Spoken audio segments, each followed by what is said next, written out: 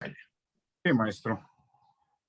Y pues por aquí ando, nomás apago cámara y me silencio. Bueno.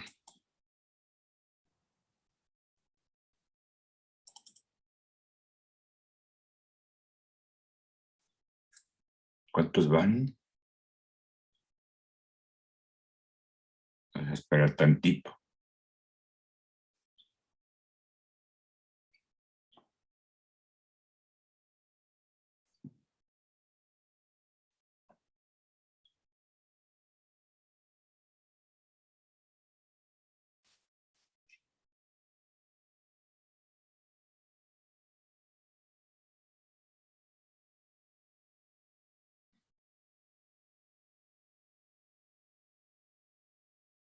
Es la tolerancia que damos, ¿no? Sí, exacto, maestro. Sí, no, luego venimos de 2 días de asueto, que de alguna manera no se tuvieron actividades, pues con mayor razón. Exacto.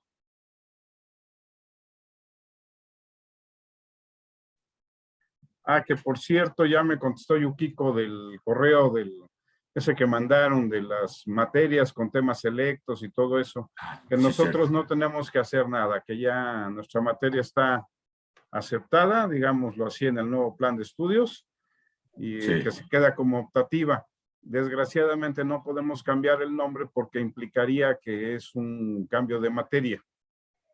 Sí. Entonces, pues, se queda con el mismo nombre, pero ya por lo menos ya toda la parafernalia de trámites y todo eso que había que hacer, ya no hay que hacerlos. Perfecto. Sí, porque como es la burocracia, ¿no? Sí, exacto. Exactamente. Bueno, pues ya hay 8 alumnos, lo dejo, maestro. Bueno, de acuerdo. Vamos a continuar con el tema de endoesqueleto. Para esto, lo que conviene es redondear un poco lo que es el tema de endoesqueleto de los condrictios y pasar a el endoesqueleto de los osteictios. Debo recordar a ustedes que conviene seleccionar un grupo o un grupo de vertebrados que represente a una clase determinada o a toda una superclase. En el caso del esqueleto interno o endoesqueleto, realmente no se puede nada más representar a la superclase de los peces por un osteictio o por un condrictio, nada más, ya que son grupos o líneas algo diferentes. Sí tienen un patrón general, pero no convendría que solamente representáramos a los peces con el esqueleto del tiburón, porque lo van a encontrar muy diferente a lo que veamos en tetrápodos. Entonces, en ese sentido, convendría más el del osteictio.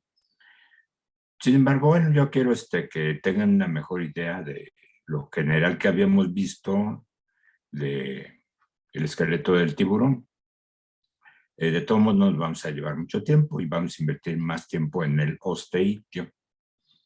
Y cuando sea necesario, de todos modos, si estamos ya en otro subtema, digamos, podríamos regresar aquí a cada uno de estos grupos del tiburón o del pez óseo, ¿no?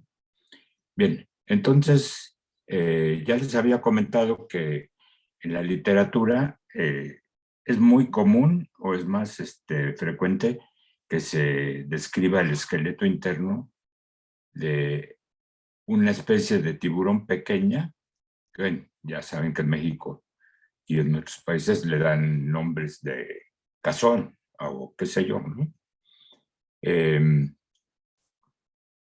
Pero bueno, para nosotros es una especie de tiburón, no importa el tamaño que tenga la especie. Y También habíamos comentado que en los países nórdicos del hemisferio norte, claro, pero los más de altas latitudes manejan más el estudio de un tiburón llamado Squalus acantias, ¿sí? Pero para latitudes más bajas, como las que comprende la República Mexicana, es más común otro tipo de tiburón o de cazón, de otro género, Rhizoprionodon, por ejemplo, ¿sí? Bueno, pero mientras tanto, en la literatura nos vamos a encontrar más representaciones y descripciones de Squalus acantias. También les debo comentar que en el laboratorio de PESA y en la UAM estamos abordando más el estudio de la anatomía de otro tiburón pequeño, Rhizoprionodon terrenove, ¿sí? Y yo pienso que sería más representativo de los tiburones, ya que pertenece a la familia que tiene mayor número de especies, la familia Carcarinidae. Y bien, entonces vamos a recordar aquí con este esquema del esqueleto del Squalus acantias, que aquí está representado en vista lateral izquierda. Entonces vemos aquí en la región de la cabeza, o sea, región cefálica más la región branquial, vemos ahí están representado el cráneo, ¿sí? Y casi inmediatamente nos encontramos con el esqueleto visceral, es decir, lo que es arco mandibular, arco yoideo y arcos branquiales. Aquí aprovecho para comentarles que es sinónimo condrocráneo que neurocráneo. Cualquiera de los dos términos tiene sus limitaciones, porque condrocráneo significa cráneo de cartílago, ¿sí? Entonces habría que ver si en otros grupos hay cráneo de hueso, o sea, tendríamos que llamarle osteocráneo, pero no es lo que se acostumbra. Bueno, entonces ustedes tomen en cuenta que condrocráneo es equivalente a neurocráneo o simplemente cráneo, ¿sí?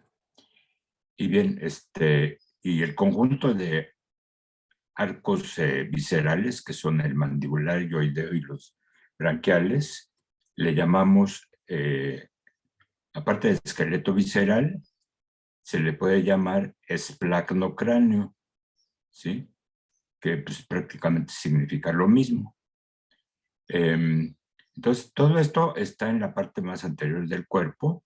En el caso de los tiburones, es más difícil separar, no, bueno, perdón, es más fácil separar lo que es región cefálica, porque se entiende que es la parte en donde está ubicado el cráneo y ubicados los primeros arcos viscerales, además de que ahí están presentes los principales órganos de los sentidos, como el olfatorio, el de la visión que va por acá, el del oído interno que está aquí adentro, etcétera, ¿no?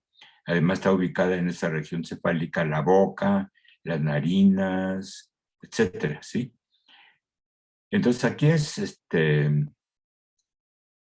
más sencillo separar región cefálica de región branquial, porque nos guiamos en el animal completo por la presencia de las aberturas branquiales.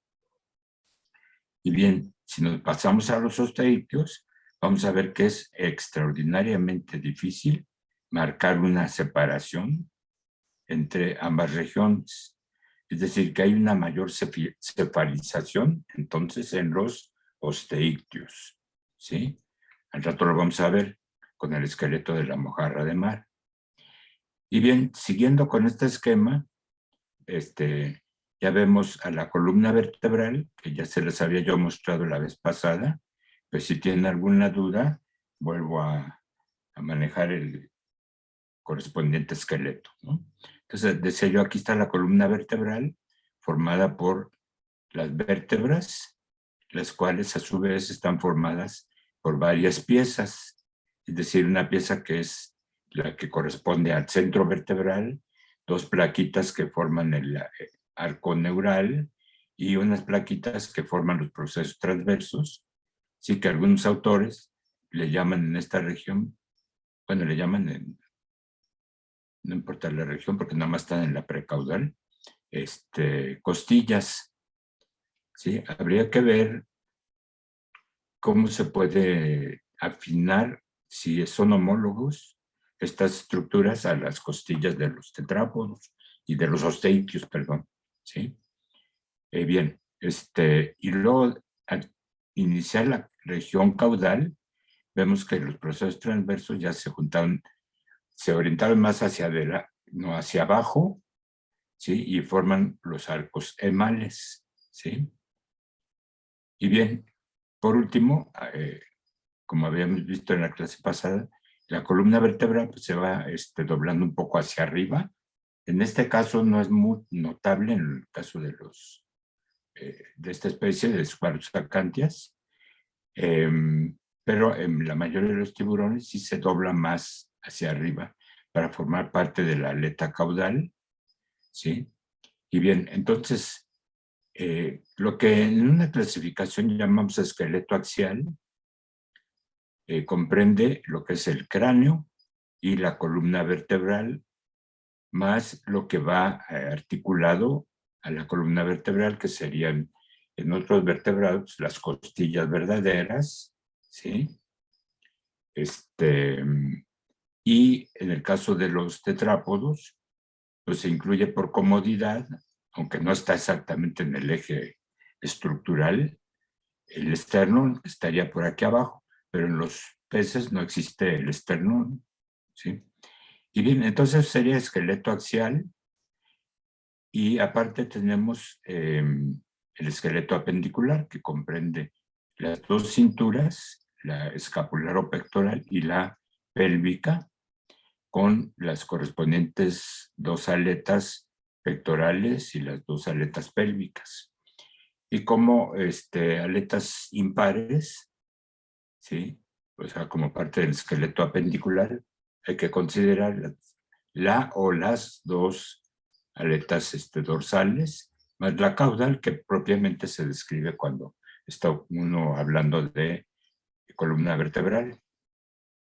Bien, entonces vamos a ver en la siguiente diapositiva la representación del cráneo de Squalosacantias, que ustedes lo van a ver bastante diferente con respecto al cráneo que habíamos observado en el esqueleto del carcarínido la vez pasada.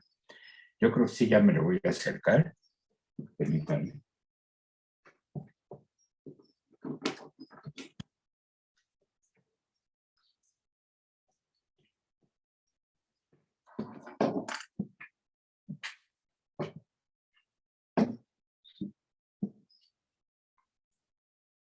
Ustedes estarían viendo aquí, bueno, no la representación, sino el cráneo real del tiburón, que pertenece a esa familia Carcarini que les había comentado. Entonces, como ustedes verán, ya de inmediato se notan algunas cuantas diferencias. También las vamos a notar en vista dorsal, no, perdón, aquí está la vista dorsal, y en vista ventral. Es decir, en la siguiente diapositiva, ustedes van a poder comparar la vista dorsal de Squalosacantias, ¿sí? Con la de que lo más probable es que sea el género Carcarinus, ¿sí? Y inmediatamente sí se notan algunas diferencias, por ejemplo, en cuanto al rostro, aunque aquí está roto, ¿sí? En Squalus es muy, ¿cómo les diré? Es una sola pieza, digamos, no son barras, sino es una especie de lámina. Luego encontramos las cápsulas olfatorias, ¿sí? Que si le viéramos ventralmente, y me paso a la siguiente figura, que es la que está aquí al lado derecho. Aquí está. Entonces veamos cómo las aberturas olfatorias son diferentes, ¿sí? Claro, en la mayoría de los tiburones son como este que tengo aquí a la mano, ¿no? Y así por el estilo, veamos también el piso del cráneo, ¿sí? Se nota bastante diferente con respecto a Carcharinus. Igual el techo o la región dorsal del Squalus. Vean entonces cómo se nota.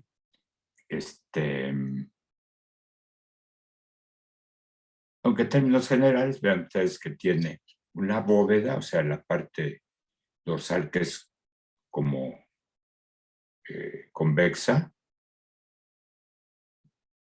No sé, no alcanzo a enfocar nada más la parte del techo. Aquí está. Bueno, ahorita lo vemos en esquemas. Eso sí se parece, pero bueno, también se parece porque tiene aquí las órbitas oculares. Estas concavidades ya dijimos que van conformando ¿cómo les diré? Un espacio, o van representando un espacio donde se va a ubicar otro órgano de los sentidos que no se puede mantener aquí en ningún vertebrado. Cuando se prepara el esqueleto, no se puede mantener ahí porque está independientemente del cráneo, ¿no? ¿A qué me refiero, perdón? ¿Alguien me lo podría decir? ¿Qué órgano de los sentidos está aquí ubicado en este espacio? En cualquiera de estos representantes de condrictios, ya sea Squalus acanthias como cazón y Carcharinus sp, que no sé la especie, de acá de este tiburón. A ver, veo que Silvia Paola está ansiosa de contestarnos. ¿Qué órgano de los sentidos está aquí ubicado?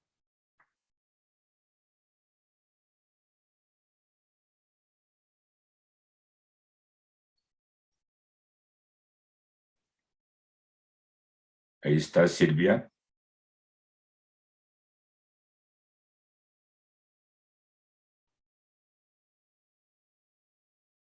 A ver si no se quedó dormida Silvia o se fue a la cocina.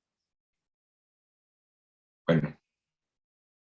Son las órbitas oculares, ¿no? Repite, por favor. ¿Sí? Las órbitas oculares. Estas son las órbitas oculares, pero la pregunta es, ¿qué órgano de los sentidos está ahí ubicado? Los ojos. Exactamente. Los ojos que incluyen, ¿sí?, propiamente ellos mismos su cápsula óptica. Ya lo veremos eso después. Es decir, dentro del mismo globo ocular está un par de cartílagos o uno solo continuo, pero semisférico, que le da esqueleto al globo ocular, ¿no? Bien. Ahora, ¿qué es lo que vemos aquí abultado? ¿Qué órganos de los sentidos están aquí adentro? En este abultamiento y en este otro. Igual acá se ve en el dibujo de Squalus acanthias. Aquí está uno, aquí está el otro. Y entre ambos abultamientos hay una depresión que se llama fosa endolinfática.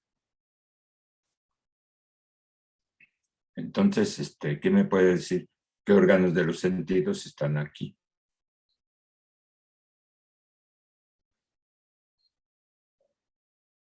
Que nos diga Leslie, por favor.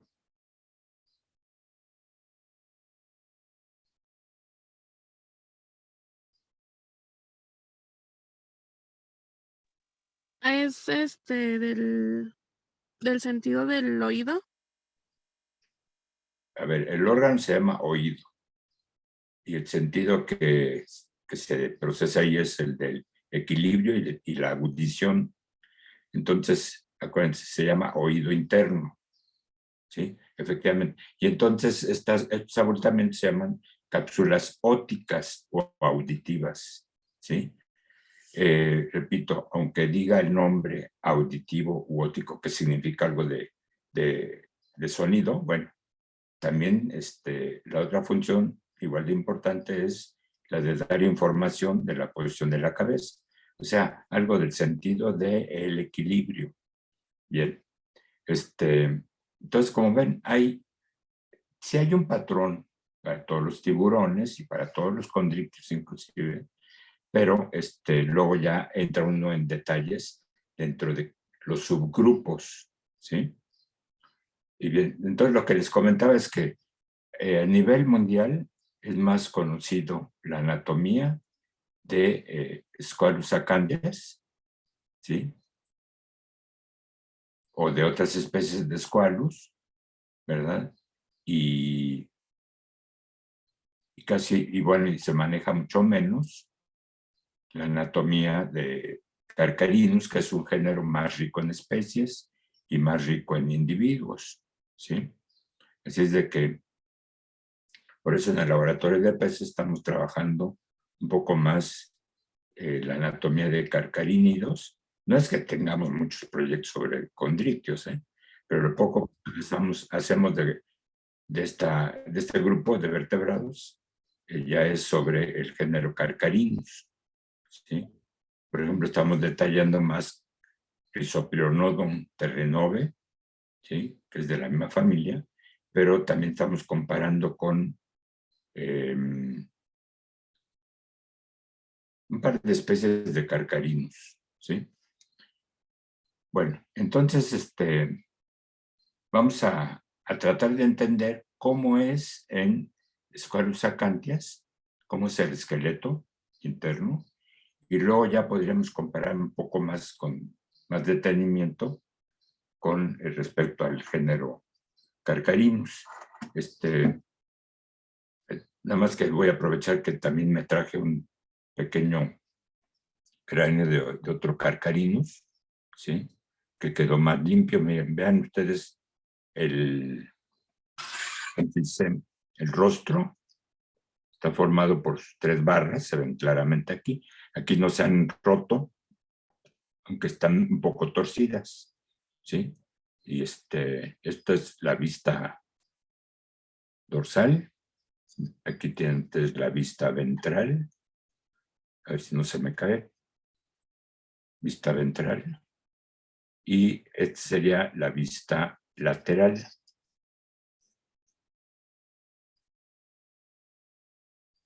¿Sí? Ahí se ve perfectamente el rostro. Y aprovecho también para ver que aquí está la ventana anterior, donde metí el lápiz. Ventana anterior. Déjenme hacerlo con el otro también. Ven, aquí está la ventana anterior. Bueno, vamos a hacer esto. Terminemos con la revisión de los esquemas o figuras que bajé de un libro de prácticas de disección de vertebrados. Y entonces, ahí me gustó cómo están ilustrados los componentes del esqueleto del tazón, ¿sí? Entonces, a ver, me regreso aquí a la vista lateral del cráneo y vemos lo que ya comentamos hace rato. La parte más anterior o sobresaliente, ¿sí? Es una extensión del mismo cráneo, ¿sí? Y le llamamos rostro, ¿sí? Veo también un poco más atrás, pero está en posición lateral, una cápsula olfatoria. En muchos trabajos o libros y artículos le llaman cápsula nasal. Sería sinónimo a lo que yo llamo, y otros autores también, cápsula olfatoria. ¿Por qué yo no manejo tanto el término de cápsula nasal?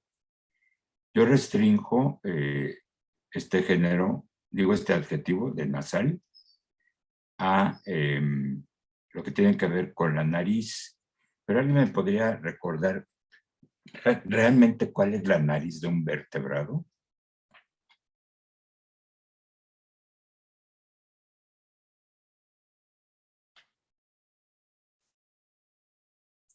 A ver, Yowali, ¿me lo podrías decir? ¿Cuál es, por ejemplo, tu nariz?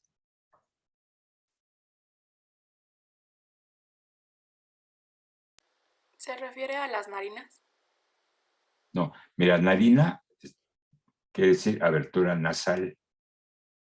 O sea, estas que ya conocemos, que luego nos da comezón, o que cuando estamos agripados por ahí sale moco, etcétera, etcétera.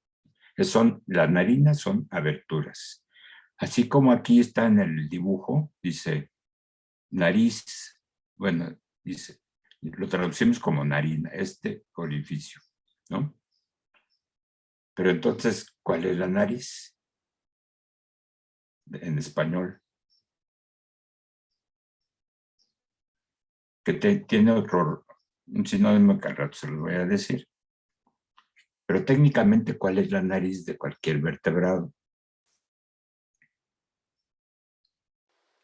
Pues la nariz de los vertebrados sería como la protuberancia, ¿no?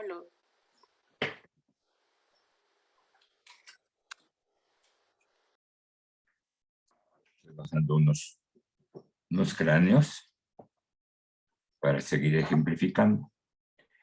Digamos, si yo me pongo de perfil, ¿cuál es mi nariz? Como en cualquier vertebrado, es todo lo que sobresale adelante de los ojos.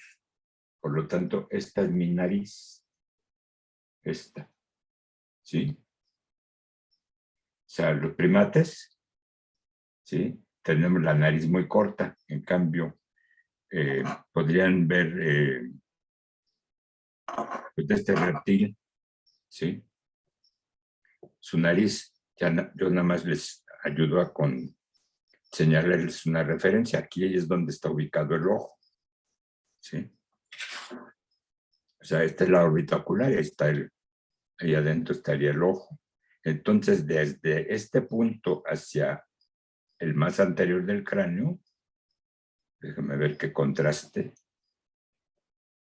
Ahí está el punto más anterior del cráneo y aquí es donde termina la órbita ocular o donde está el ojo.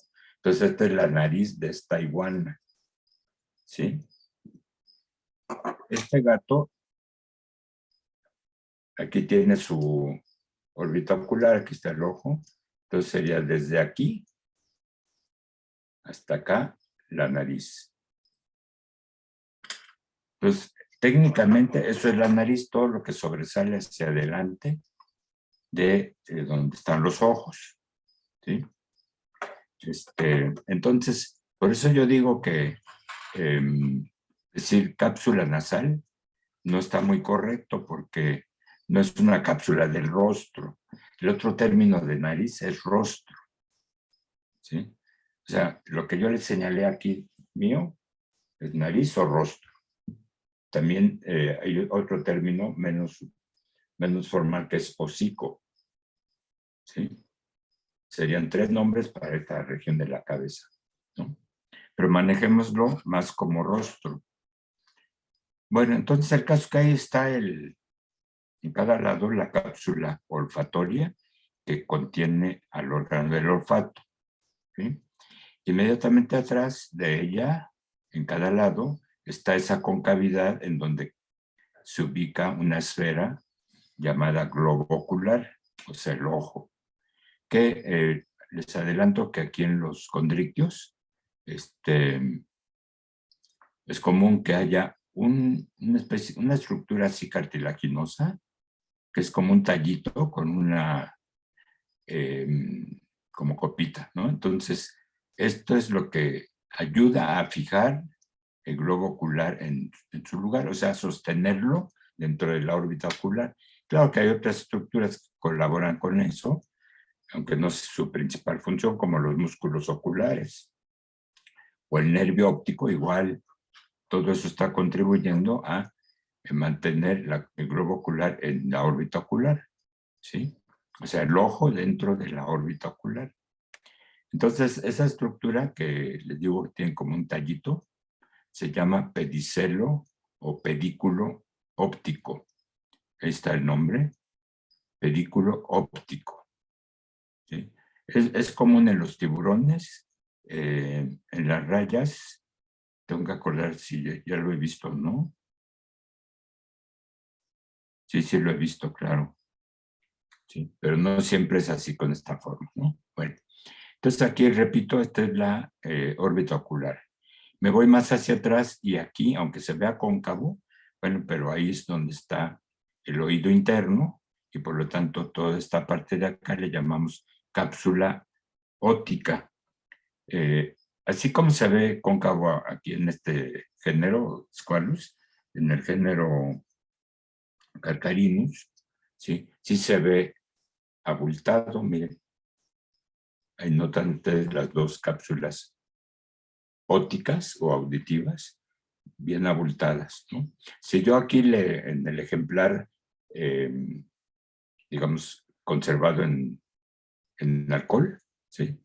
Si yo le quito la piel y luego ya descubro las cápsulas ópticas, entonces si yo le rompo o se las quiebro, al quitar ese pedazo de cartílago, ya veo el oído interno, ¿sí? Por cierto que es una disección delicada, pero llegamos a ver bien un órgano que es bastante bonito o estético, ¿sí? O sea, el oído interno con sus vesículas y sus canales semicirculares, ¿sí? En cualquier vertebrado se me hace muy, muy, muy estético, ¿no? A ver si luego tenemos oportunidad de por lo menos verlo aquí a través de la computadora, ¿no? Bueno, entonces también aprovecho esta imagen para que vean que hay otras partes que sobresalen, como digamos estos procesos de aquí, vemos aquí un proceso más rígido o abultado, digamos, más bien abultado o macizo, ¿sí? Que se conecta mediante un ligamento con la mandíbula superior. Y vemos unos agujeros. Aquí está uno, aquí está otro pequeño, aquí están varios pequeños en el techo de la órbita ocular, por aquí otros, nos vamos más hacia atrás, igual vemos aquí otro. Esta de aquí creo que es nada más una especie de concavidad, ¿sí? No es que no es una abertura propiamente. Entonces, si me paso a la siguiente diapositiva, y sin dejar el tema de los orificios, ven ustedes que están, aquí en el techo se notan varios, ¿sí? Y noto en la parte posterior un agujero mucho más grande. ¿Cómo decimos en singular agujero en latín? Acuérdense que en latín se debe nombrar todas las partes del cuerpo de los vertebrados, ¿sí? O sea, el nombre oficial, digamos, está en latín. ¿Cómo se diría agujero en latín? Y ya después le agregaríamos a qué agujero pertenece, es decir, el nombre de la estructura que atraviesa por ese agujero. Sería foramen, ¿no? Exactamente, foramen en latín significa agujero. Y entonces aquí les quería yo señalar esto que dice ahí, foramen magnum, está escrito en latín, ¿sí? O sea, es un ejemplo de las estructuras que hay veces que no le cambiamos el nombre al idioma que se maneja y las dejamos en latín. Por ejemplo, este músculo, ¿cómo se llama? De mi antebrazo, que no me sobresale mucho, pero alguien fuerte que haga pesas y demás, ahí se le nota. ¿Cómo le llaman ese músculo de aquí? Que nos permite flexionar el brazo. Este de aquí, que señalo acá.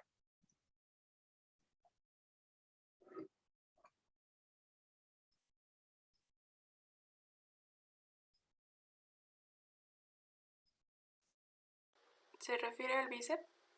Es el bíceps, exactamente.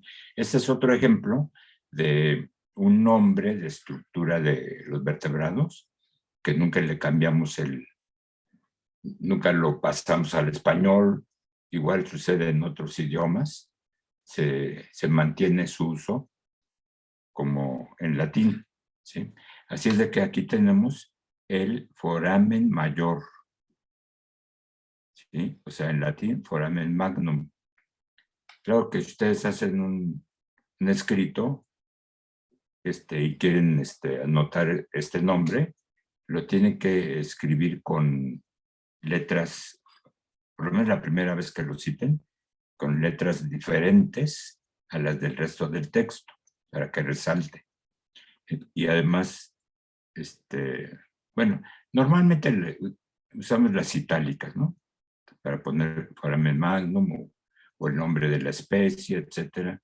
Ven ustedes cómo anoté yo aquí arriba el nombre de este tiburón, Squarus acantias, pero con cursivas o como itálicas, ¿no?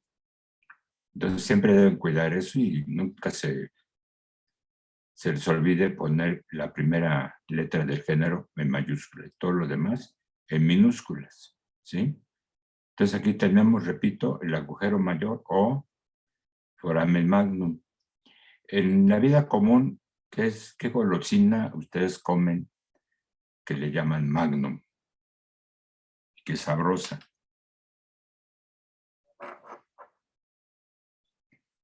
Es una paleta de hielo. ¿De hielo? Bueno, una paleta cubierta de chocolate, ¿no? Y es grande. Entonces, a eso se refiere magnum, paleta magnum, grande. Ahora, lo curioso es de que ahora ya hicieron magnum pequeña, entonces no le queda el nombre de magnum. Debería ser minus, algo así, o minor. Bueno, entonces ahí está, el foramen magnum. ¿Qué estructura atraviesa desde afuera hacia adentro? Por aquí, por el foramen magnum.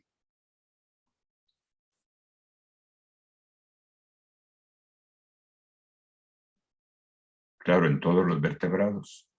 Les voy a enseñar el foramen magnum de este tiburoncito. Ahí donde está el lápiz, ahí se notaría. Entonces, ¿qué estructura entra por ahí? Igual en este gato.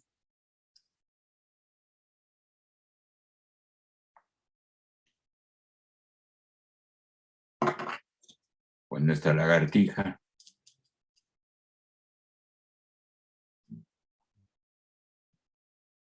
A ver, ¿qué estructura entra por ahí?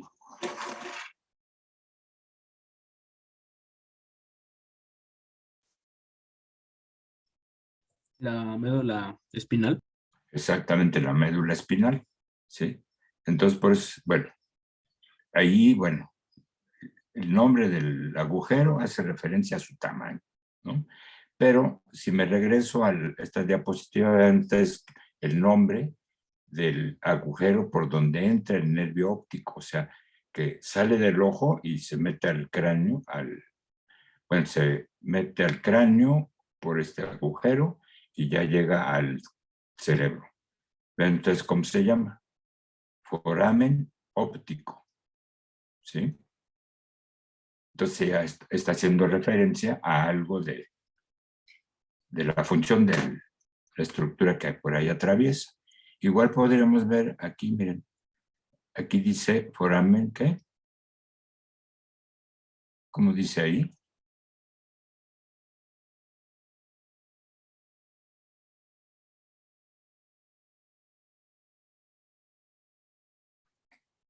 ¿Sí se alcanza a leer? Sí, oculomotor. Exactamente, el foramen oculomotor, o sea, el agujero por donde pasa el nervio llamado oculomotor, que por cierto, para que no empiecen a confundirse, sí a confundirse, es que todos los nervios que entran o salen del cerebro y atraviesan el cráneo, ¿sí? Llevan un nombre, ¿sí? Y además un número romano. Entonces este nervio oculomotor es un nervio que sale del cerebro, atraviesa por el foramen del mismo nombre, oculomotor, o 3 romano, y llega a varios músculos del ojo para que se mueva el globo ocular, ¿sí? Tenemos otro ejemplo aquí. Por aquí entra y sale uno que se llama nervio. Bueno, son 2 nervios, el trigémino y el facial, ¿sí? Aquí no sé por qué no me le pusieron 5 romanos, y debe ser 5 romanos más 7, ¿sí? Aquí se lo dejaron a una rama del número 7 que se llama iomandibular, pero deben ser, es que salen juntos esos 2 nervios por ahí, por eso les decía, ¿no? Pero aquí veo otro foramen por donde sale un nervio que llega a un músculo del ojo, al músculo abducente, ¿sí? Entonces es el foramen del abducente, o sea, del número 6 romano. Y así por el estilo, ¿sí? Por acá van a encontrar por donde entra, esto de entra o sale, cuesta trabajo, porque como se trata de un nervio mixto, igual que lo que comenté para el trigémino y el facial, son nervios tanto unos sensitivos y otros motores. Entonces les llamamos mixtos, ¿sí? Entonces se supone que los que entran, porque es el sentido de la corriente eléctrica que tiene el nervio, de afuera hacia adentro, sería un nervio sensitivo. Lleva información eléctrica del exterior hacia el interior del cerebro. Y los motores hacen lo contrario. Llevan una información del cerebro a algún órgano, ¿sí? Y por lo tanto son nervios motores, ¿sí? Bien. Después vamos a afinar más todo esa terminología. Y me paso a la, déjeme ver si está la vista posterior. No está, pero estoy revisando mis ejemplares. Digamos, va a estar muy difícil de observar, pero más o menos por ahí, donde pongo la punta del lápiz, hay un foramen por el que sale el nervio glosofaríngeo, y así se llama ese nervio, digo, ese foramen. Y aquí, junto al foramen magnum, o sea, a cada lado del foramen magnum, hay un foramen más grande por el que sale o entra otro nervio mixto, que en realidad es el nervio más grande de los que salen o entran del cerebro. O sea, se llama nervio gástrico, digo, neumogástrico, que quiere decir neumos, pulmón, gástrico, estómago. Se refiere a que va al órgano de intercambio de gases y a una parte del sistema digestivo. Neumogástrico, pero tiene otro nombre, también aceptado internacionalmente, que es el nervio vago, ¿sí? Es el número 10 romano.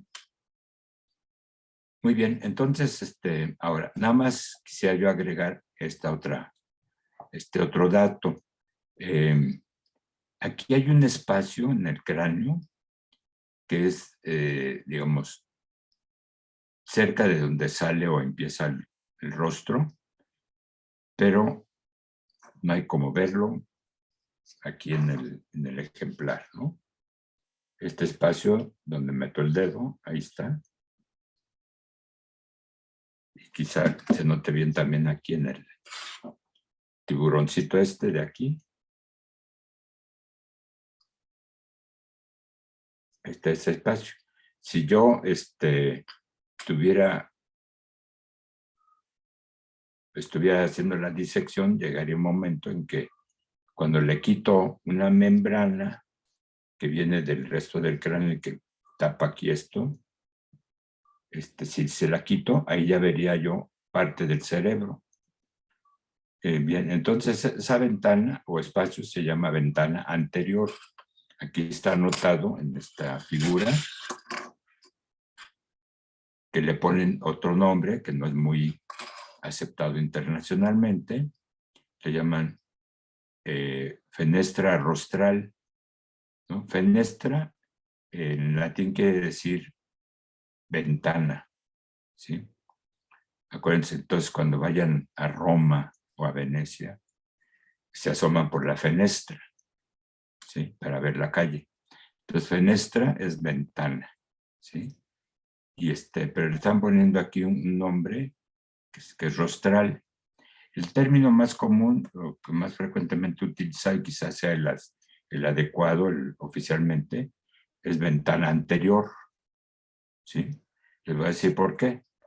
Porque en las rayas se presenta comúnmente otra abertura acá y le llamamos ventana posterior.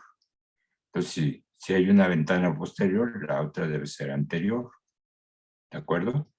¿Sí? Entonces, aquí, ¿cómo les diré? Siempre hay, digamos,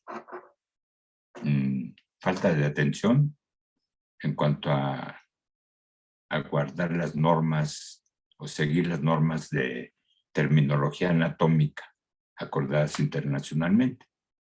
Bueno, entonces ahí está la ventana anterior, ¿sí? Y algo en que no insistí es que entre las dos cápsulas ópticas o auditivas está la fosa endolinfática. Esa depresión que les había yo señalado, ¿sí? Aquí entre las dos órbitas, implica lo siguiente, que si ustedes le quitan al tiburón completo la piel de esta área, bueno, más bien, si le quitan las escamas con mucho cuidado, van a ver que hay dos orificios, bueno, dos pares de orificios, ¿no?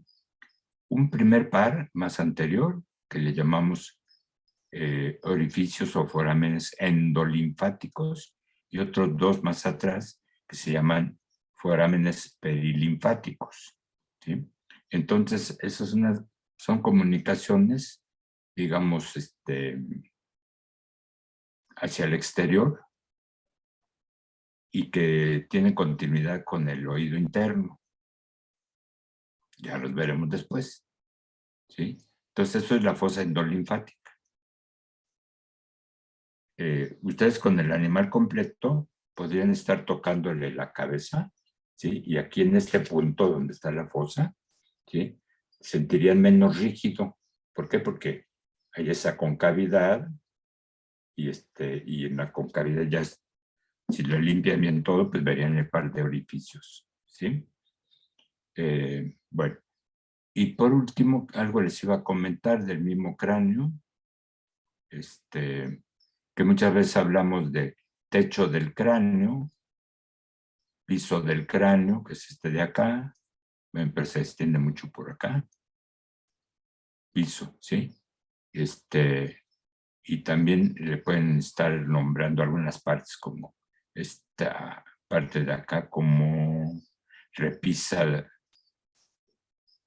ocular o repisa orbital, algo así, ¿no? Bien, y me regreso a la vista lateral para recordarles que aquí hay un área cóncava, no está bien ilustrada, ¿sí?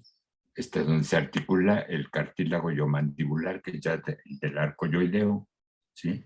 Pero veámoslo en este ejemplar que tenemos de Carcarinos, ¿sí? Aquí está la órbita ocular, me voy un poco para atrás y aquí estoy tocando esa concavidad, ahí es donde se articula el cartílago iomandibular. Entonces, a esta parte le llamamos faceta del iomandibular. Faceta quiere decir como cara o carita, ¿sí? No vayan a decir foseta porque eso indicaría una fosa pequeña, ¿sí? En fin, son términos que tenemos que estar considerando prácticamente en cualquier hueso o cartílago, ¿no? Pero en el cráneo pues, hay muchos detalles que hay que conocer, ¿no? Por su importancia. Bien. Bueno, Aquí miren, en la vista ventral le dibujaron el par de pedículos ópticos, ¿sí? O sea, que sostienen al globo ocular. Aquí estaría un globo ocular, aquí estaría el otro. Y bien, pues también aquí hay un foramen por el que no pasa ningún nervio, sino pasa una arteria llamada carótida, ¿sí?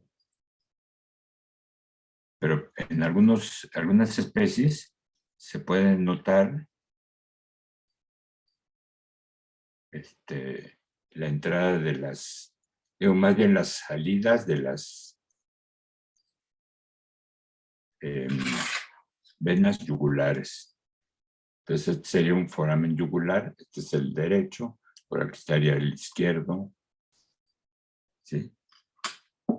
Bueno, entonces, eso es en cuanto al cráneo, que luego lo vamos a estar insistiendo en sus detalles, sobre todo cuando lleguemos al tema del sistema nervioso, ¿sí? Por estar hablando de el cerebro, los órganos de los sentidos, los nervios craneales, o también a veces citaremos algo cuando estemos en el tema del sistema circulatorio, por hablar de estos forámenes de las venas yugulares o de las arterias carótidas. Bien, me regreso al esquema principal, en que está representado aquí el cráneo, pero que también está representado el esqueleto visceral, o sea, arco mandibular, arco yoideo y arcos branquiales, ¿sí? Entonces, llego aquí, ahí está el esqueleto visceral. Repito, está formado por lo que llamamos arcos. Arco, en este caso, es un conjunto de piezas esqueléticas, ¿sí? Por ejemplo, de las branquias, este conjunto de piezas, ¿sí?, que se ven aquí a los lados y aquí ventralmente, están soportando a las branquias. Cada uno de ellos está sosteniendo una branquia. Entonces, ese conjunto de piezas esqueléticas les llamamos arcos, ¿sí? Entonces, estos son los arcos branquiales, ¿sí?, con sus correspondientes piezas, pero el que está más adelante, que ya está un poco modificado y que ya perdió branquias, le llamamos arco yoideo, ¿sí? Formaba varios cartílagos. Y el arco mandibular, que fue el primer arco branquial que se modificó en la evolución de los vertebrados, está formado por dos piezas principales. En el caso de los condrictios, por un cartílago que llamamos cartílago palato cuadrado. Aquí está el nombre, miren. Cartílago palato cuadrado. Repito, también le pueden llamar mandíbula superior. Y el otro que está formando la mandíbula inferior, le llamamos cartílago de Meckel. O sea, es un apónimo. Se está utilizando el nombre de una persona para nombrar esta parte anatómica, ¿no? Cartílago de Meckel. Pero repito, también debían llamarle con más frecuencia mandíbula inferior, ¿sí? Ya veremos después que la mandíbula superior, o sea, el cartílago palato cuadrado, puede tener una extensión a manera de cóndilo, por el cual se articula mediante un ligamento al cráneo, ¿sí? Algunos tiburones como este escuálido, como Squalus, tienen unos cartilaguitos aquí en las comisuras de la boca. Les llaman cartílagos labiales, pero no todos los tiburones los presentan, ¿sí? Bueno, entonces decía yo, esqueleto visceral son los arcos viscerales. El primero es el arco mandibular, el segundo el arco yoideo, todos los demás que quedan para atrás, que generalmente son 5, le llamamos arcos branquiales, ¿sí? En vista ventral veríamos el arco yoideo, ¿sí? Ya no dibujaron el arco mandibular, no sé por qué. Es una arbitrariedad. Yo lo dibujaría, ¿no? Y simplemente pues, se describe como arco mandibular. Luego ya aquí estaría el arco yoideo, y luego los arcos branquiales. Noten ustedes que los arcos branquiales pueden tener unas piezas comunes que se ven aquí, o sea, piezas que son tanto para la rama izquierda como para la rama derecha de esos arcos branquiales, ¿sí? Cada uno con su nombre, ¿sí? Ahora me regreso al arcoyoideo y vamos a ver que tiene una pieza de cartílago impar que se llama basillal, pero no han dibujado bien cómo es en vista lateral, ¿sí? Está yo repasando ahí, pero no está. Este se extiende un poco hacia adelante y forma la lengua de este tiburón, ¿sí? De una vez les voy a enseñar la especie grande que tengo.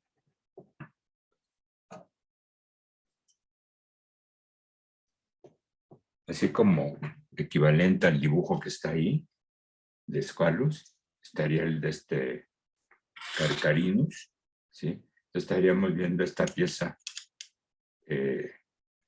común, igual aquí otras más, pero lo que nos interesaba es esta pieza que es impar del arcoyoideo, que ahí está dibujada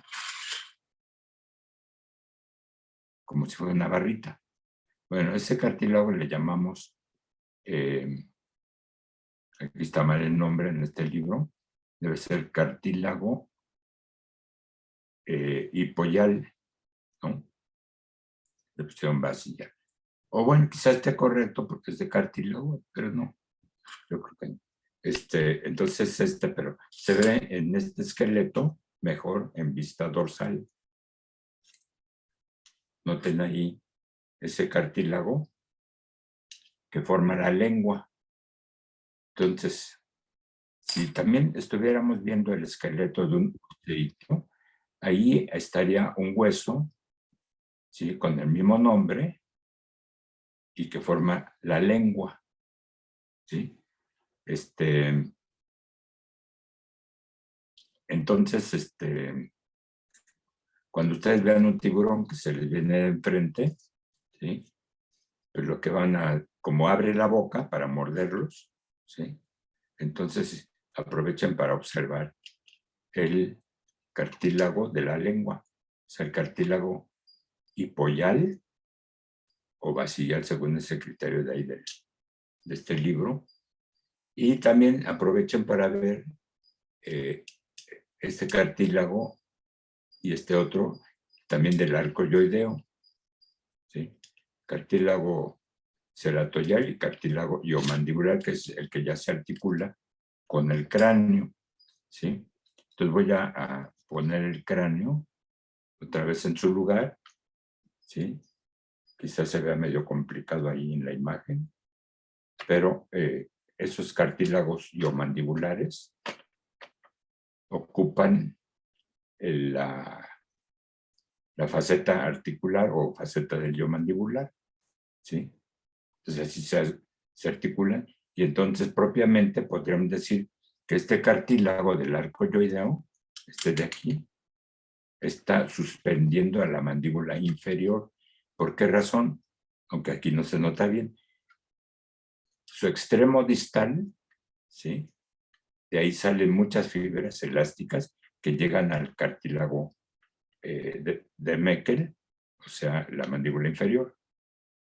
¿Sí? Entonces, de esta manera, la mandíbula inferior se puede mover libremente y no se zafa. ¿Sí? Quizá porque estamos aquí tratando de enfocar un plano, como se enfocan otros al mismo tiempo, sea confuso ver bien esto, ¿no? Entonces, repito aquí y señalo el cartílago iomandibular. Este cartílago iomandibular, que les digo que suspende a la mandíbula inferior, su homólogo lo vamos a encontrar como un hueso llamado igual iomandibular en los osteídeos y que luego lo vamos a ver modificado y cambiando de función en todos los tetrápodos. O sea, deja de tener la función de suspender a la mandíbula inferior y ya desde anfibios transmite sonido desde el tímpano hasta el interior de la cápsula óptica, ¿sí? Entonces es un ejemplo de cambios de función, aunque puede haber también cambios de forma, ¿no? Pero bueno, entonces el cartílago yomandibular o el hueso yomandibular de los osteídeos sería homólogo a un hueso que en anfibios, reptiles y aves se llama columela, pero que esa columela se transformó bueno, cambió de forma en mamíferos y ahora le llamamos estribo, que también transmite sonido, ¿sí? Bueno, no vayan a estar pensando que tenemos una relación filogenética con los condritos porque ya hablamos de homologías de estructuras, bueno, de estructuras homólogas. No, cuando estamos en osteídeos, ahí sí podríamos considerar más que esa clase es ancestral de los tetrápodos, ¿no?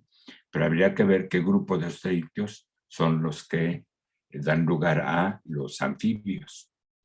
Y no es el pargo, ni el huachinango, ni la mojarra, ni nada de eso. Tendríamos que recurrir a ver el esqueleto de un crossopterigio. Pero bueno, ya no quiero saturarlos con terminologías, ¿sí? Y seguiremos dándoles una generación, digo, unas generalidades del esqueleto del tiburón, ¿sí? Del mismo Squalus acantias, aquí está representado el esqueleto apendicular, ¿sí? Que ya después lo analizaremos, ¿no? Pero lo que quiero es ahorita asomarme a la osteología de un osteícteo, como la mojarra de mar, ¿sí? Y para eso, bueno, este es el aspecto que tiene ese osteícteo. Claro que hay una gran cantidad de especies de osteícteos, y sin embargo, bueno, pues yo porque me colectaba especies de la familia de esta mojarra, bueno, pues hice un trabajo, un artículo de osteología de esta especie, de Apterosauratus, o mojarra de mar, y aquí tienen ustedes el esqueleto cefálico. Me regreso a la diapositiva anterior, y entonces el esqueleto cefálico va desde la punta del rostro hasta, bueno, región cefálica es desde la punta del rostro hasta donde termina esta tapa de hueso que se llama opérculo. Quizás no se vea bien en esta foto, ¿sí? Pero bueno, correspondería a esto. Aquí está el borde del opérculo. Miren. Aquí, de aquí. Ahora, noten ustedes que la región cefálica del osteícteo es sumamente compleja, porque como les menciono, incluye tanto el cráneo, que es todo esto con una cresta que sobresale hacia arriba, todo esto es el cráneo, o sea que adentro estaría el cerebro, ¿sí? O encéfalo, ¿no? Pero vemos que alrededor de la órbita, bueno, pero completando la órbita ocular, hay una serie de huesecitos, ¿sí? Que aquí están dibujados, miren, aquí así, y junto con el frontal y el prefrontal, completan la órbita ocular. Bueno, es decir, completan el borde de la órbita ocular, porque allá adentro están estos mismos huesos, prefrontal y frontal, que son cóncavos y junto con otros van conformando esa concavidad bastante esférica, donde está el globo ocular. Bueno, entonces esos huesecitos que van debajo del ojo, déjenme otra vez encontrar mi cursor, aquí. Decíamos, aquí está el prefrontal, aquí está el frontal, que son parte del cráneo, y aquí están los huesecitos que completan el esqueleto del borde de la órbita ocular. El primer hueso, bueno, se llaman suborbitales porque la mayoría está abajo de la órbita, ¿no? Pero al primero, aparte de llamarle suborbital número 1, ¿sí? Le llamamos hueso lacrimal. No sé si ya esté claro si es homólogo del llamado hueso lacrimal de los tetrápodos o no.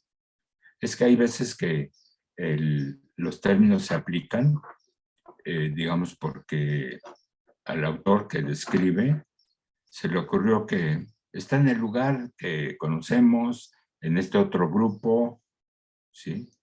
Como tal hueso, ¿no? O tal estructura. Y ya le aplica el mismo nombre a lo que tiene en este caso el pez, ¿no? Entonces, habría que ver si es homólogo o no, ¿sí? Después lo vemos. Y vean ustedes, aprovechando que estoy hablando del hueso lacrimal, que está un poco aplanado lateralmente, ¿sí? Junto con el extremo del prefrontal y de otro que está más aquí, que se llama etmoides, y este que se llama nasal, que tiene forma de tubo, ¿sí? Entre todos esos que nombré hay un espacio y adentro de ese espacio está el órgano del olfato. Por lo tanto, decimos que la cápsula olfatoria está formada por prefrontal, etmoides, nasal y lacrimal. Y en este espacio que estoy señalando, ¿sí? Es donde estarían las aberturas que llamamos, ¿cómo se llaman? Narinas, perdón. Aquí viene otra dificultad técnica o de terminología. Supuestamente debían haber tenido un solo orificio nasal o narina, ¿no? Sin embargo, en la mayoría de los osteikios, esa narina sufre una división, es decir, se forma piel entre las dos y entonces quedan como dos orificios. Por uno entra el agua, baña el órgano del olfato y por el otro sale, ¿sí? Y si hay osteikios que nada más tienen una narina de cada lado. Bueno, el caso es de que ahí está la cápsula olfatoria. La cápsula óptica, ya les había dicho en el condrictio, que es un cartílago o un par de cartílagos que están dentro de la llamada esclerótica del ojo, ¿sí? O sea, no es la cápsula óptica no es parte propiamente del cráneo, ¿no? En ningún vertebrado. Entonces, aquí mismo los osteikios en el globo ocular tendrían dos huesos muy delgados, ¿sí? En la esclerótica, y esa sería la cápsula óptica. Y en esta parte muy compleja del cráneo, muy compleja porque ustedes ven como procesos, crestas, canales y demás, esta es la región del oído, ¿sí? Ahí adentro está el oído interno, o sea, esto es la cápsula óptica o auditiva. Como verán, muy compleja por afuera, ¿sí? Entonces estoy hablando ya de el cráneo propiamente, que es donde está el cerebro, que muchas veces le llaman caja craneana, y estoy hablando de tres partes que están relacionadas con los órganos, o que son parte de los órganos del olfato, de la visión y del oído y equilibrio, ¿no? Bueno, pero aparte vean, el esqueleto, ¿cómo se llama? Visceral, está formado por aquí, por el arco mandibular, que aquí tiene una pieza que se sigue por acá, está aquí otra, luego mandíbula inferior con varias piezas, luego huesos aquí adentro que forman el paladar, y luego otros huesos que forman una cadenita que termina en un hueso con un cóndilo que articula con la mandíbula inferior, y este conjunto le llamamos suspensión mandibular, ¿sí?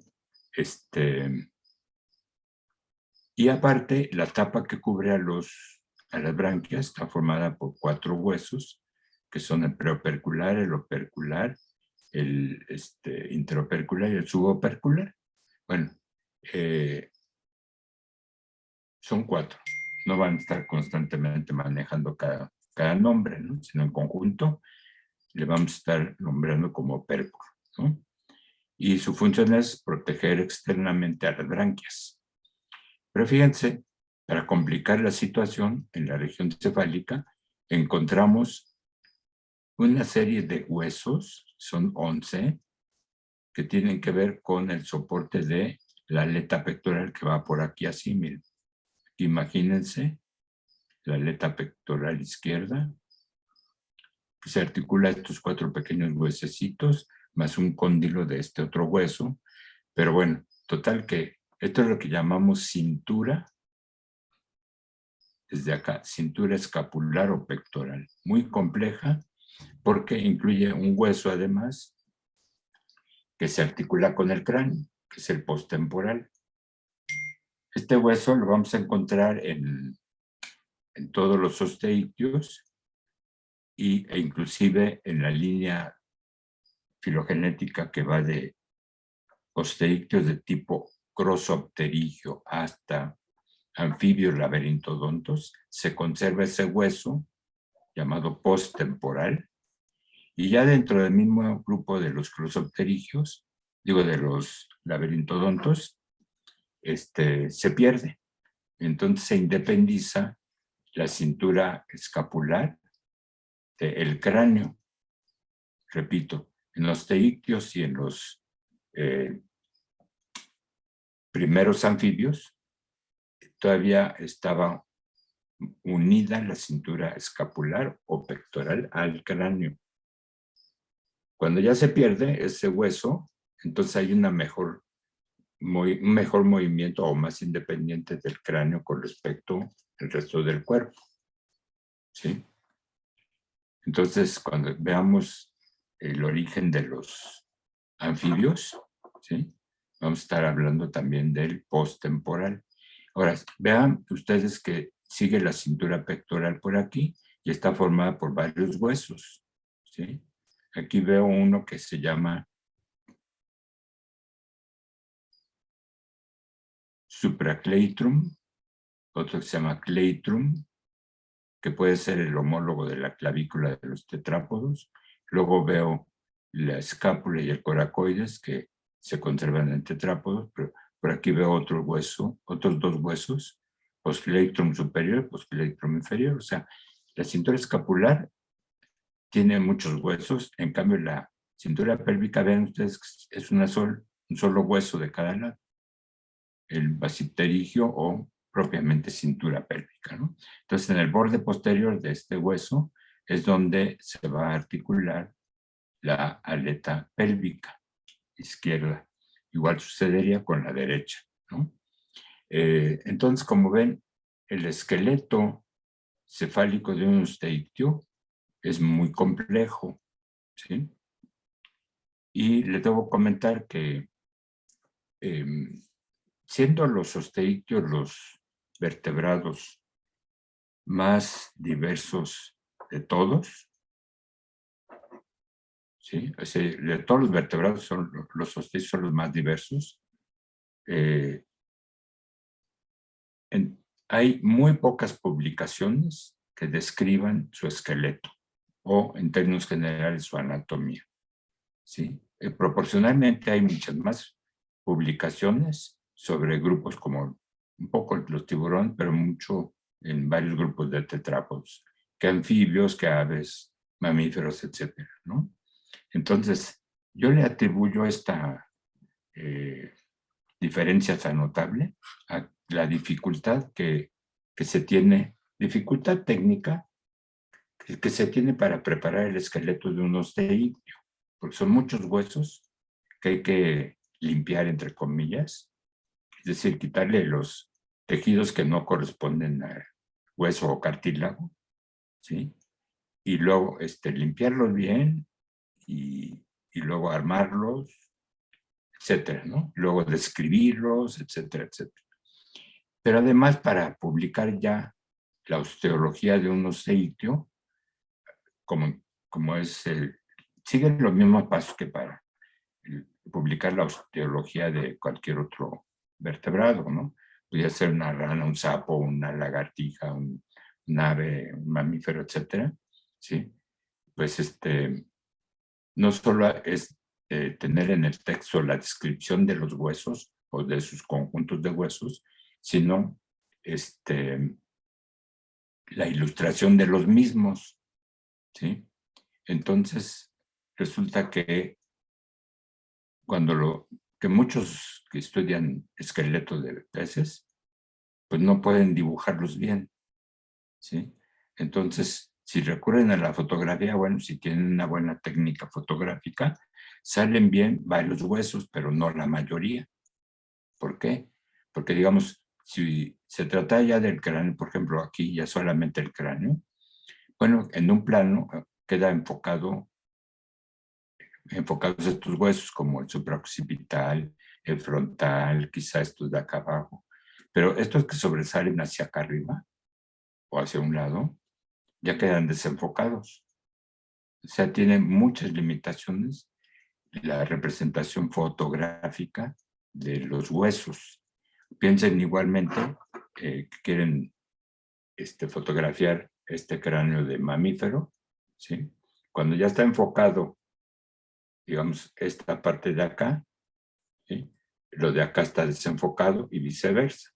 Si enfocan esto, lo demás queda borroso. Y así por el estilo. Entonces es una gran dificultad técnica. Entonces hay que recurrir al dibujo. Entonces yo lo que interpreto es que hay pocas publicaciones de osteología porque a lo mejor no pueden dibujar. No es que sea un defecto de los investigadores que se dedican a esto, ¿sí? Sino que, por ejemplo, yo tengo cierta habilidad para dibujar, ¿sí? Y bueno, más o menos ahí lo hago, ¿no? Pero no tengo otras habilidades. Por ejemplo, para tocar un instrumento musical, pues lo puedo tocar para sentir si es liso, rugoso, qué sé yo, pero no me sale nada de música, ¿sí? O si me ponen a bailar algo, pues a lo mejor me sale muy feo, ¿no?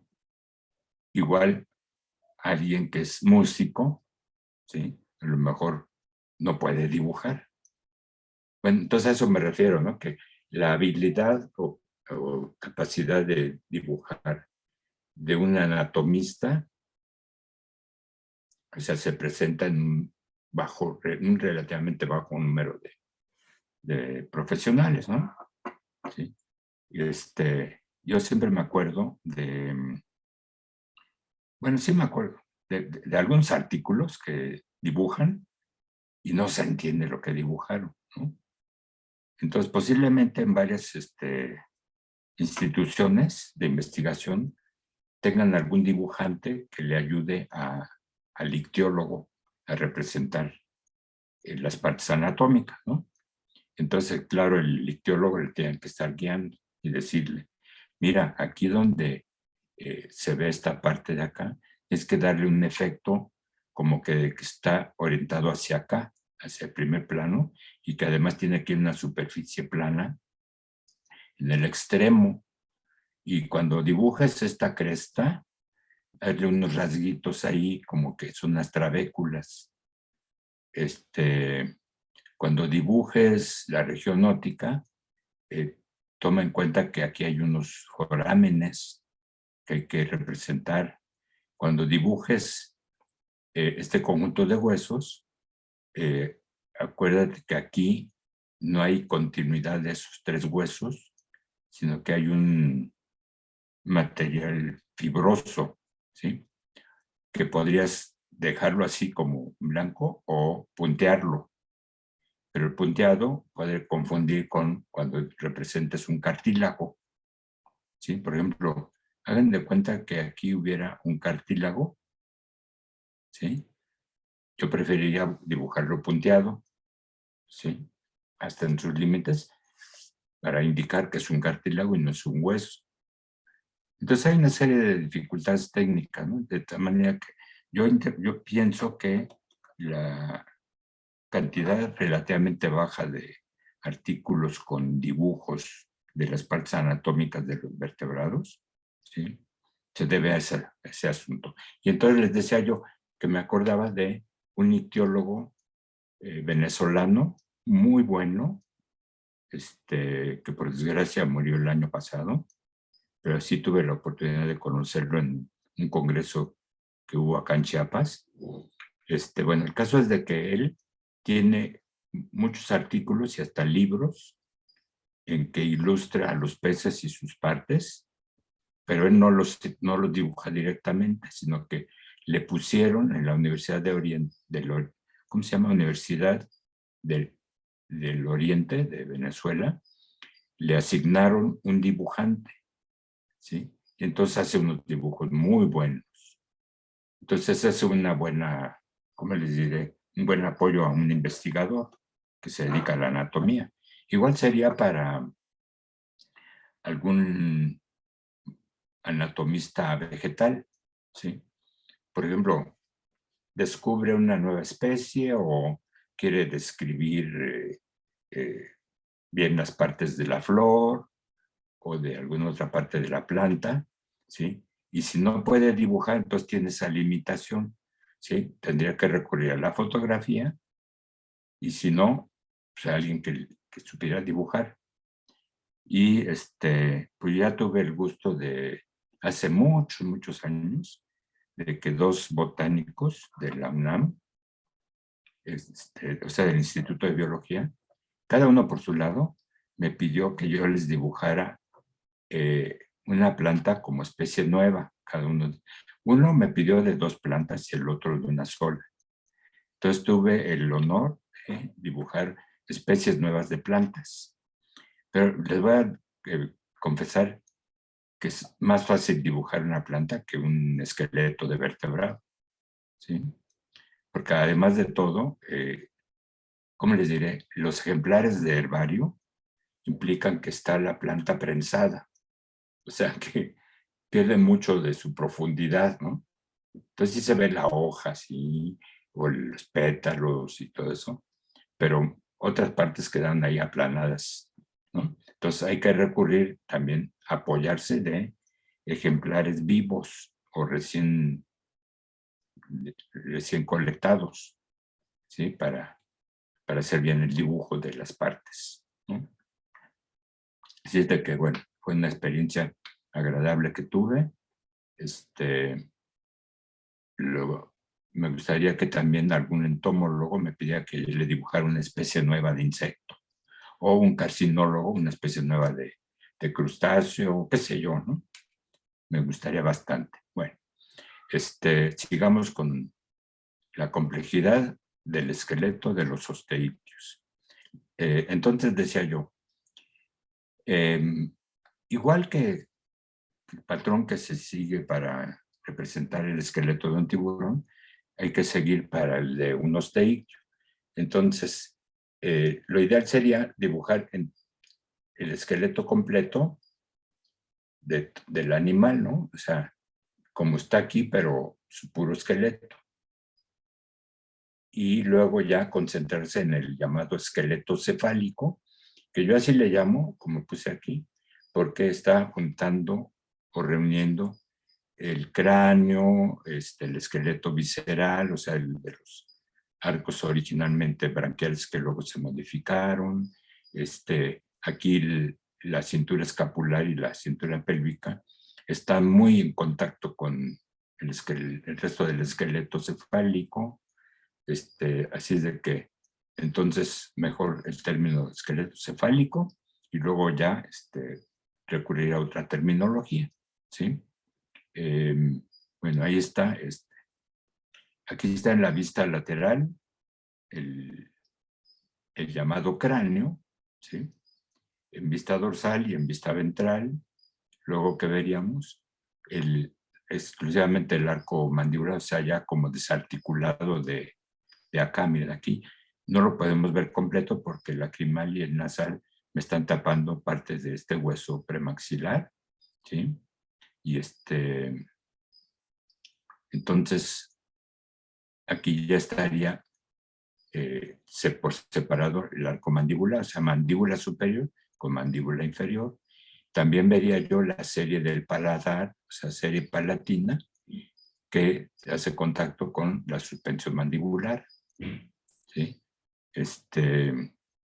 Y luego, además, conviene una vista interna de este conjunto, otra vez la serie palatina, la suspensión mandibular, pero vista por dentro, la serie opercular, ¿sí? Y el aparato yoideo, que acá arriba no estaba dibujado. Entonces se dibuja aparte el aparato yoideo, déjame ver dónde lo tengo, no lo incluí así como lámina. Bueno, creo que así lo dejé en la publicación. Y que ese aparato yoideo consiste en una barra que sostiene unos huesos curvos que a su vez se unen al borde del opérculo y van a contribuir a formar una membrana branquial que luego se les voy a mostrar. Y bueno, entonces siempre se busca qué vista conviene para dibujar los huesos y que entonces el lector entienda más cómo está constituido el esqueleto, en este caso, ¿no? De un osteídeo. También hay que aumentar el tamaño de dibujos, por ejemplo, de aquí del borde de la mandíbula inferior, de la superior, porque en este caso hay que ver cómo están los dientes ahí distribuidos en mandíbula inferior, mandíbula superior, etcétera, ¿no? En el caso de que hubiera dientes también en los arcos branquiales, ¿sí? Como aquí está el esqueleto de las branquias, en vista lateral, no nos da mucha información porque un arco tapa al otro. Entonces siempre hay que dibujarlo en vista dorsal y si es posible también en vista ventral. Entonces ahí vemos más ampliamente los arcos branquiales, ¿sí?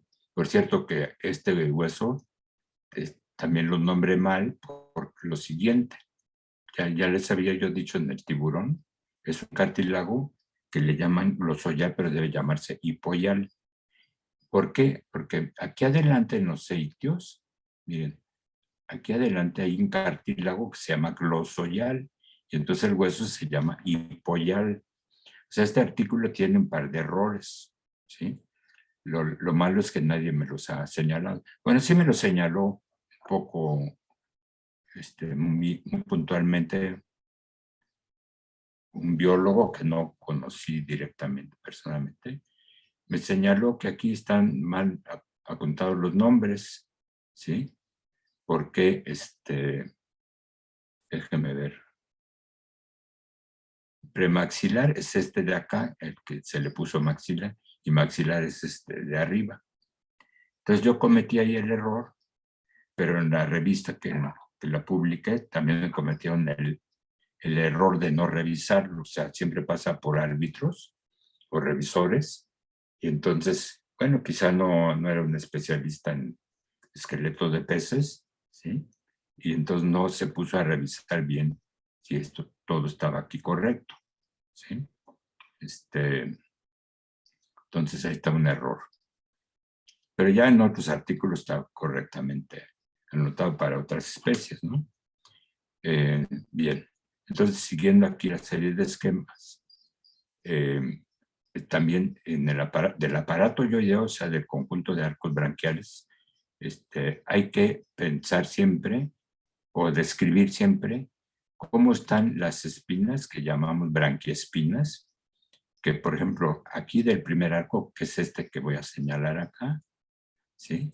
En el borde en el borde anterior hay branquiespinas más largas que en el borde posterior y las de este borde posterior se parecen mucho a las de ambos bordes de los demás arcos branquiales. Entonces, en este caso, en esta especie, la branquiespina del borde anterior lleva una hilera de dientes puntiagudos, delgaditos, ¿sí?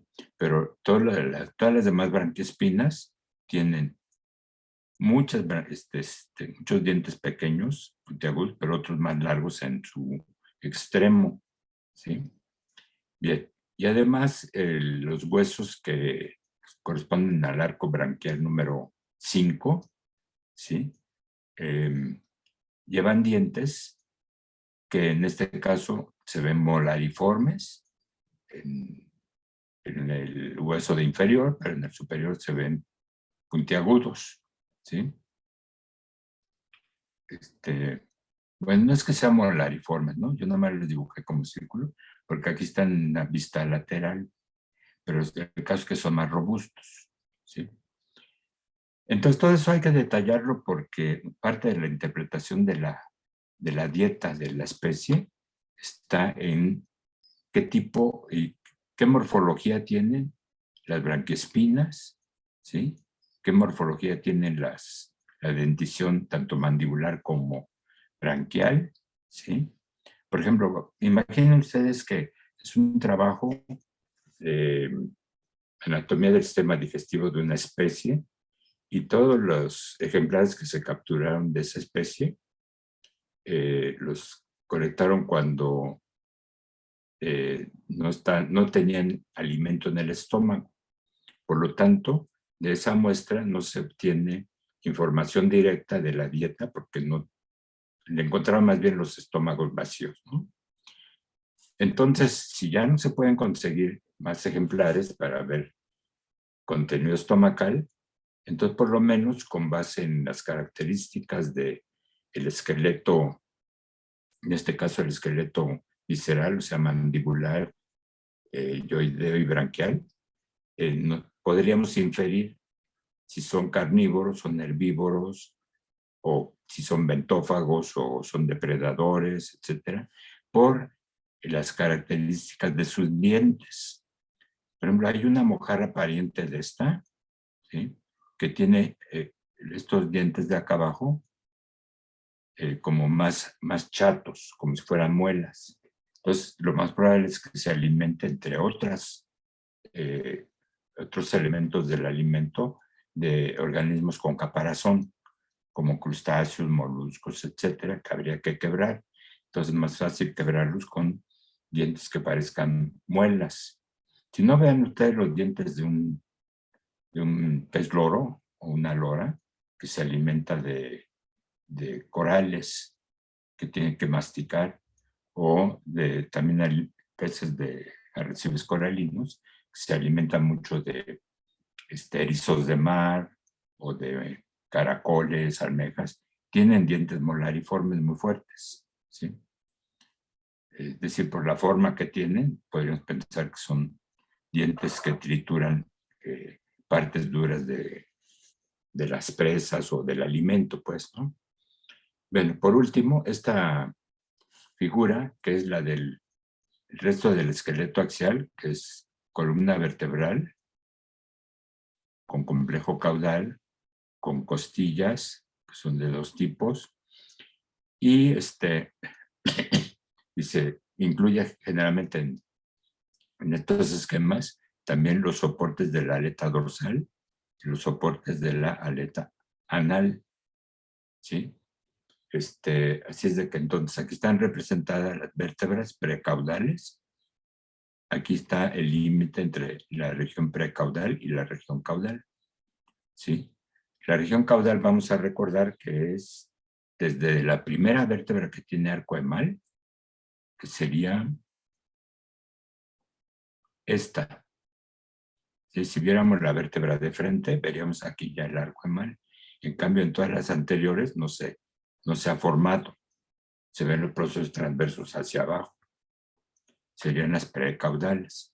Ahora, también hay que ver que las últimas vértebras caudales se modifican de una manera que queda un conjunto de huesos aplanados lateralmente que soportan, como se ve aquí, los rayos de la aleta caudal, ¿sí? Como son varios huesos, ¿sí?, de diferentes formas, al conjunto le llamamos complejo caudal. Pero vean, entonces está formado por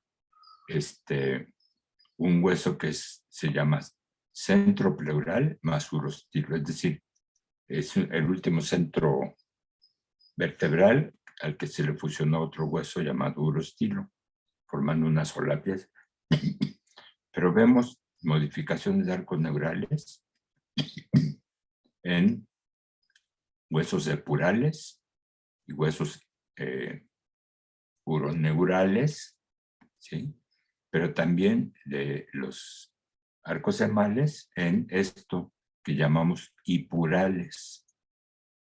Entonces, como ven, no es nada sencilla la terminología del complejo caudal.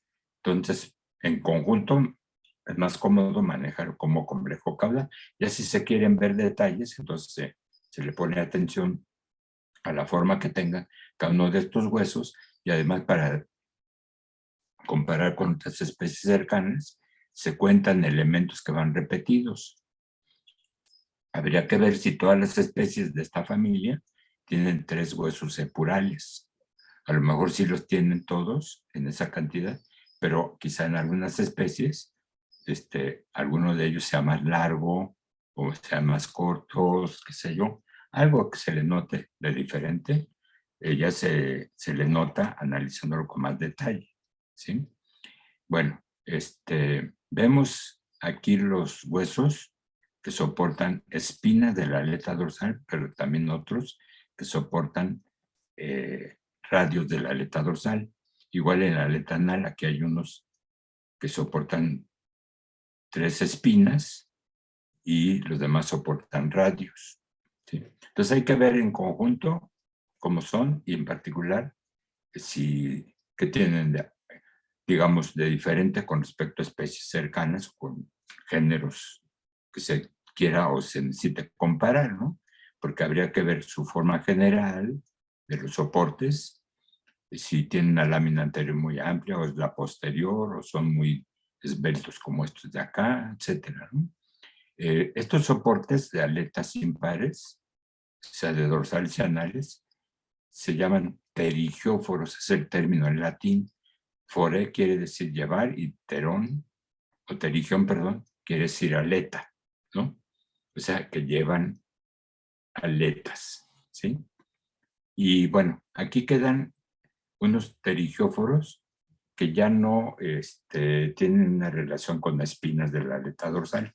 Entonces habría que ver en la evolución de este grupo si sus ancestros tenían más espinas acá soportadas por estos otros huesos.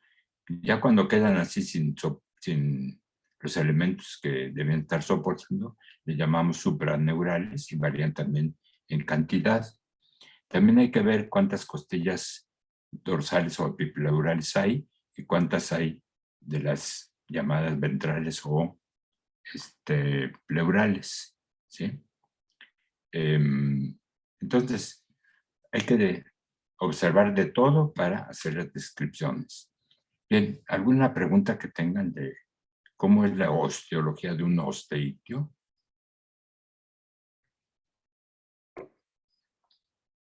Yo mismo voy a traer después el esqueleto de un osteitio como el pargo, ¿sí? Además que está allá en el laboratorio de peces en la UAM. Entonces voy a ver qué día me lo traigo. Porque ahorita estamos en transición entre pandemia y situación normal, ¿sí? Y es igual que en la UNAM, una transición en que empieza a haber cursos con unas sesiones presenciales y otras a distancia, etcétera. Y así estamos en la UAM, ¿sí? Entonces, no estoy todos los días allá, pues ya tengo que aumentar mi frecuencia de estancia en el laboratorio. De todos modos, yo, si no trabajo en el laboratorio, estoy trabajando aquí en la UAM, aspectos de mis proyectos, ¿no? Bueno, preguntas sobre la osteología de osteictios.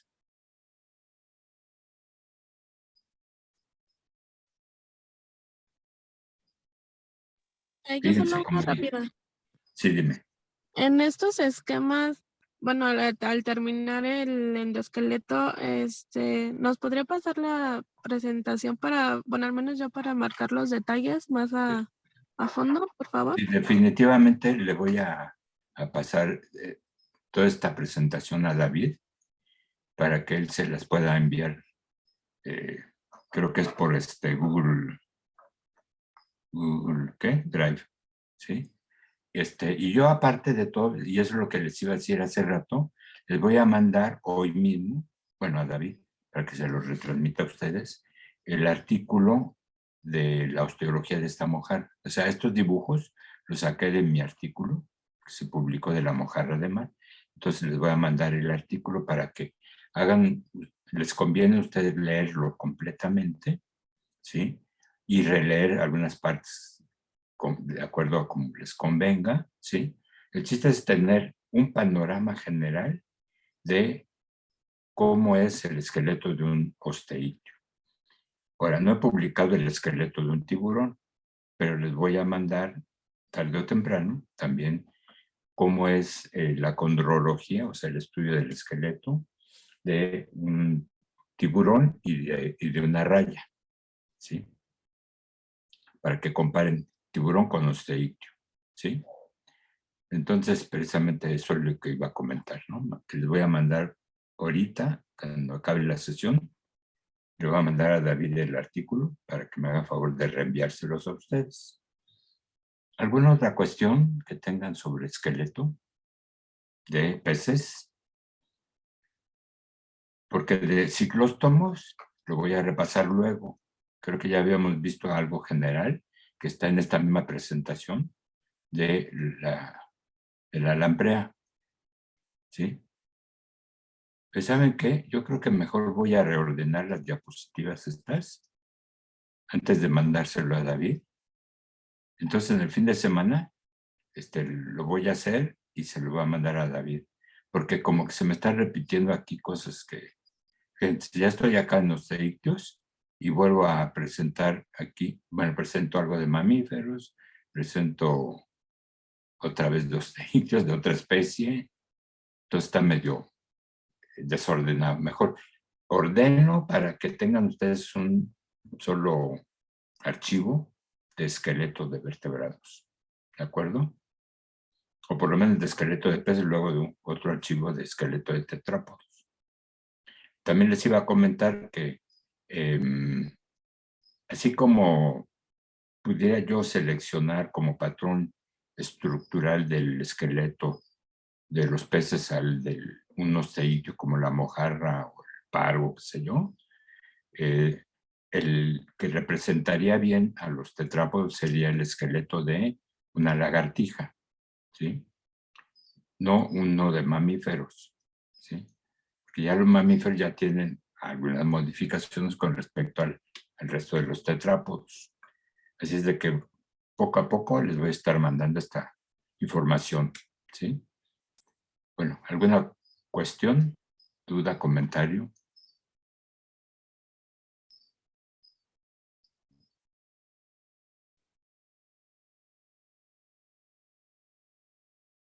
Bueno, si hay silencio, quiere decir que no hay.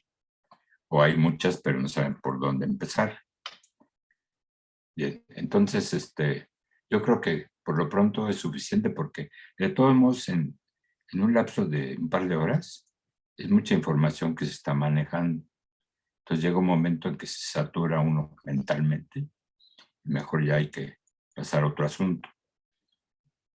¿De acuerdo? Entonces yo creo que con esto me despido.